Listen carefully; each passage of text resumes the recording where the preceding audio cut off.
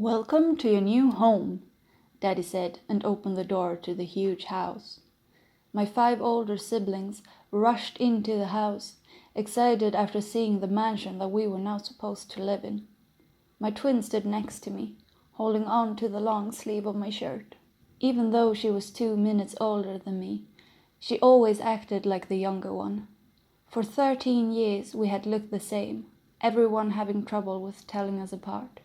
But 2 weeks ago, Hazel had cut her bangs without telling me. She said it had been an impulse, but I knew her, and she was lying to me.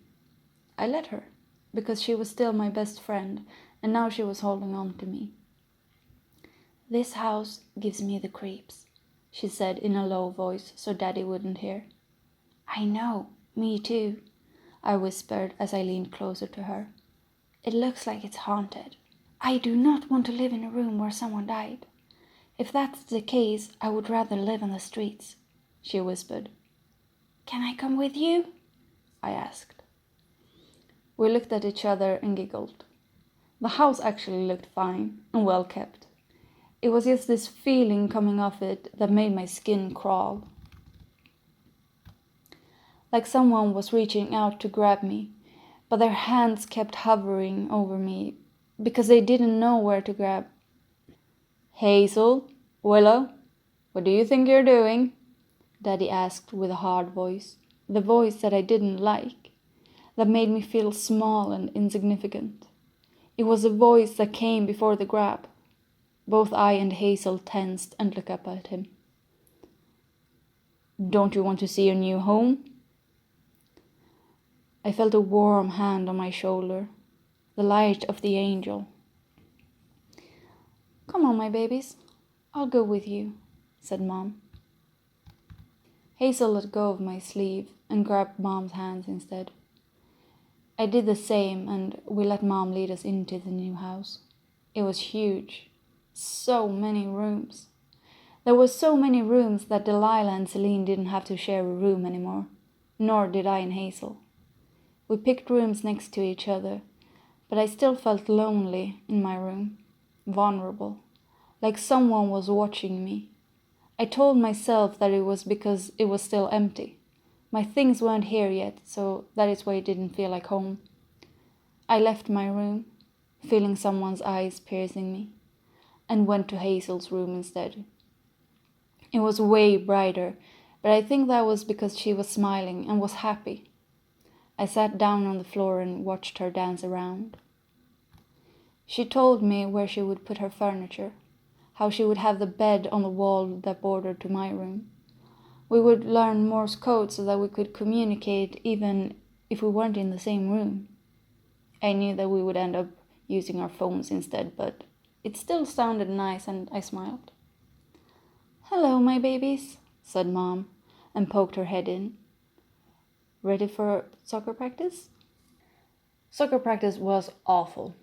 Just absolutely horrible. After a month, almost everyone hated me, or they just kept their distance, and I had no idea why. I was thinking about quitting.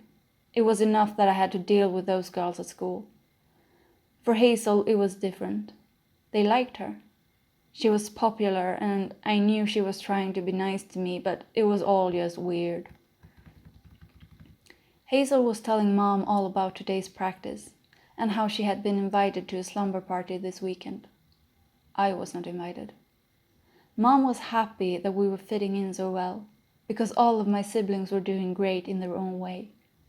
Meanwhile, I was having nightmares and always felt tired. I had no friends, and for the first time I was also having a hard time at school. Usually I was the smart one, but Hazel's grades were stable, and mine were plummeting. It felt like I was losing myself. I got out of the car even before Mom had turned off the engine. Used the back door to get into the house because I didn't want to run into Daddy right now. He would see that I was on the verge of crying and tell me it was for weaklings.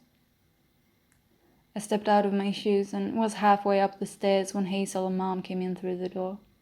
They had chosen the same door as me. I threw the bag in my room, I would take care of it later, and ran into the bathroom. Locked the door. My sight was blurry and the tears spilled over. Felt warm on my cheeks. "Willow?" Hazel asked from the other side of the door. I stepped over to the shower and turned on the water. I didn't feel like talking to her or anyone. I just wanted to be alone, and it felt like I never was. Even when no one else was in the room, it felt like I wasn't alone. Hazel knocked softly. Normally, we used the bathroom together, taking turns showering and brushing teeth and everything else. I still didn't open the door. I looked in the mirror. Didn't like what I was seeing. I hated my hair now that it didn't look like Hazel's. The bangs looked so good on her. She had taken a step away from me, but I just stayed the same. Not anymore. I grabbed the scissors and cut off the hair just under the hair tie. It didn't go straight through, and I had to cut several times to get it all off. Once it was all cut, I tried to smile at myself in the mirror, wiped the tears away, pulled off the hair tie and watched my hair fall forward. It did not work as in the movies. Shit! I threw the scissors in the sink and looked at my ragged hair. "Willow, are you okay?" Hazel asked, a little worried. I didn't answer. Behind me I heard a click and the door slowly opened. In the mirror I could see Hazel looking at me, and behind her stood someone else. I turned around, but only Hazel was there. The tears were turning my sight foggy. "Willow, what did you do?" I sighed. "I don't need you to judge me as well," I said desperately. "Just leave me alone." "I'm not judging you. I was surprised." She took a step towards me. I backed away before I even knew what I was doing. She looked at me, hurt. "Wait here. I'll help you fix your hair, if you want me to." I nodded. She shut the door behind her when she left the bathroom. I turned the shower off again, turned around when Hazel came back into the bathroom. But the door was still closed and I was alone. I wiped the tears again. This was my home now. I needed to stop imagining things. Hazel came back with Delilah. Delilah took one look at me and smiled. "You look good in short hair. I think we could make it a short page, or would you rather want a pixie cut? That might be cool."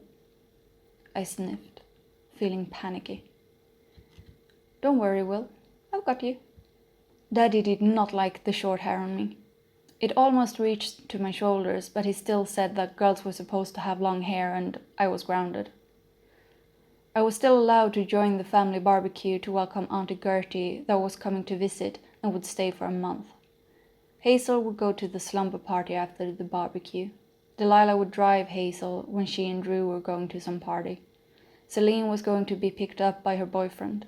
Nathan and Liam were going to some friend's house to play video games. And I would stay at home with Mom, Daddy, and Auntie Gertie. I was not going to have a good Saturday. "Time to go downstairs, Willow," Hazel said, looking in through my door. "Wait, why are you not dressed?" "I'm staying at home. Why would I get dressed? Who cares?" "Daddy cares and you know it," she said and closed the door behind her. She had been so happy all day, but now she looked concerned. I stayed in bed with my book, but I put the book on my chest instead of continuing reading. Hazel opened my wardrobe. She knew it as well as she knew her own. She flipped through my clothes, looking for something. "I've been thinking, maybe I should stay home tonight." I sat up. "Why? You've been looking forward to this all week." She shrugged, pulled out a blouse and put it on the chair by the desk. "It feels wrong when you're not there. I mean, I know you haven't been your best since we moved here, but I don't like it when they say mean things about you. And then they remember we're twins and they get all awkward and they say that they like me and you're probably fine. It's just this feeling coming off you." And she stopped talking, pulled out a skirt, gave me the skirt and the blouse. "I just feel like I've been losing myself lately and I don't like it. When you're not around, I just don't feel whole. Now put this on because I don't want Daddy to get angry. I surrendered, put the book away and put the clothes on, followed Hazel downstairs. We were the last ones there, and Daddy gave me a look. I curled in on myself and sat down next to Drew. He was already dressed for the party with a blue shirt. Drew's eyes caught on something on my arm. His face paled slightly and his breath caught, just for half a second. "You should go change your shirt," he whispered to me. I looked down at my arm. As I had moved, the blouse sleeve had climbed up my arm. Part of the bruise Daddy had left on my arm was showing. I swallowed hard and slapped my hand over it. Too late. "Willow?" Daddy's voice made the blood in my veins go cold.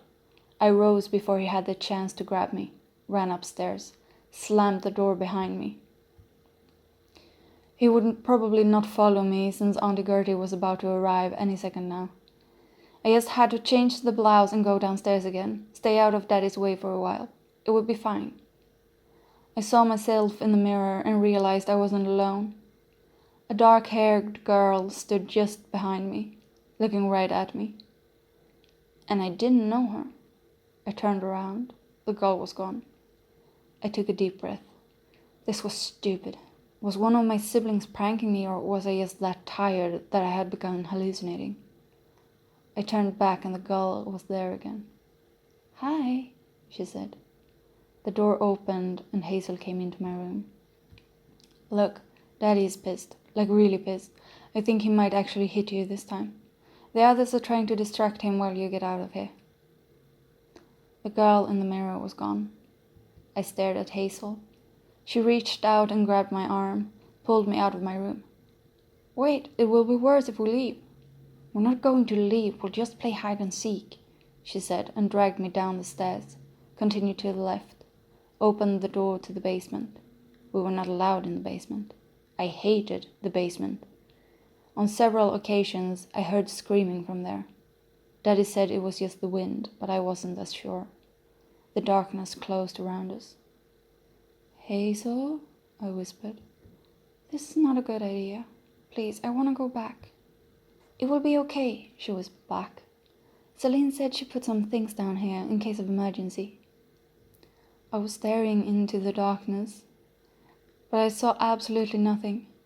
It was pitch black, and I hated the darkness, and I could hear the girl from my room whispering in my ear. "I can be your friend. I know how to solve all your problems. If you just accept me, I'll take care of you." I was hallucinating, and the dark was making it worse. She was right behind me, and she felt so cold. I remembered her from my dreams now. The nightmares had made it so hard to sleep, had slipped away as soon as I woke up, but I remembered them all now.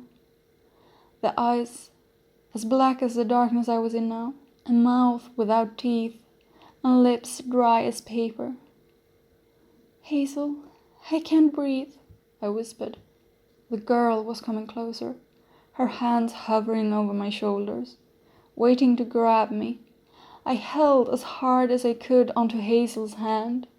I remembered what the girl always asked for in my dreams. The door opened behind us. "My babies, are you down here? Please come back up," said Mom. Daddy left for the airport. There was some trouble with Auntie Gertie's baggage.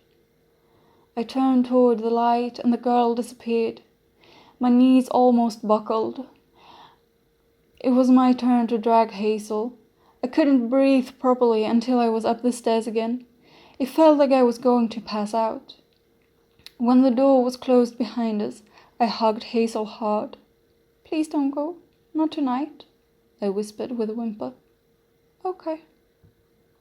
Something was really wrong with that baggage, and Daddy decided to eat dinner with Auntie Gertie in town. Mom ordered pizza for us, and we ate before the others left. Hazel and I watched a movie, some stupid rom-com that made me relax. Then we went to my room and crawled into bed with a book. We took turns reading, 1 page each. And then Hazel fell asleep. I continued reading out loud, because as soon as Hazel fell asleep, the girl showed up. sitting on a chair by the desk. She was looking at me, just staring. I tried not to acknowledge her, continued reading, and reading, and reading. Time passed and I saw the clock numbers changing in the corner of my eyes. It was 11 when Hazel fell asleep. It was 2 when I reached the half of the book. Half an hour later, I was yawning like crazy. I had to force my eyes not to close. The girl moved closer, sat down on the foot of the bed. I could feel how close she was. "I'll help you," said the girl, but she didn't sound nice. "I just don't want to be alone anymore. Please don't leave me alone. Don't ignore me anymore." My eyelids were so heavy. I couldn't move. The girl was sitting on my chest. "Don't hurt Hazel," I whispered. It was all I could get out. The girl was laying down, sinking into me. Hazel continued to sleep soundly next to me, next to us. My body sat up without me telling it to, crawled out of bed, stood in front of the mirror. My hand stroked my cheeks, smiling. I opened my mouth to scream. I saw the darkness in my eyes, felt it leaking into my soul. I was screaming all that I could, screaming for my life. My mouth was open, a big black hole twice the size of my mouth. But not a sound came out. My mouth closed, began smiling again, even though I felt like crying. "Don't hurt Hazel," my voice repeated. This time a reminder, not begging. We looked down on Hazel. It looked like she was having a nightmare. My body left the room, looking for something else. I should have said family. I should have said, "Don't hurt my family."